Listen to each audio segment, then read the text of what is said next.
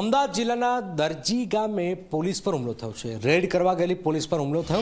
દારૂનું વેચાણ થતું હોવાની પોલીસે રેડ કરી। રેડ દરમિયાન પોલીસ સ્થાનિકો વચ્ચે ઘર્ષણ થયું। સ્થાનિક લોકોને પોલીસ પર હુમલો કર્યો। પોલીસે રાયોટિંગનો ગુનો દાખલ કર્યો છે। પોલીસે આરોપીને પકડવા ચક્રો ગતિમાન પણ કર્યા છે। રેડ કરવા ગયેલી પોલીસ પર હુમલાની ખબર છે। ઉદય રંજન અમારી સાથે જોડાયા છે। ઉદય, શું જાણકારી પોલીસ પર હુમલો થયો છે હાલમાં?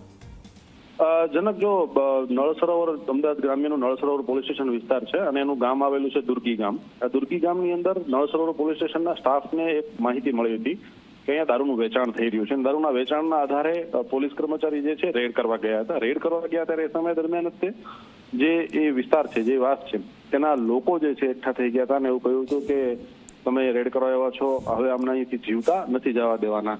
અને એટલામાં જ તે આખું ટોળું જે છે ગામનું ભેગું થઈ ગયું હતું। ટોળાની અંદર વૃદ્ધ હતા, યુવાનો હતા, બાળકો હતા, મહિલાઓ પણ હતા અને આ તમામ ટોળું જે છે એ આ પોલીસ કર્મચારી ઉપર તૂટી પડ્યું છે। જે વિડીયોમાં સ્પષ્ટ દેખાઈ રહ્યું છે આખરે પોલીસ કર્મચારીને કઈ રીતે માર મારવામાં આવી રહ્યો છે।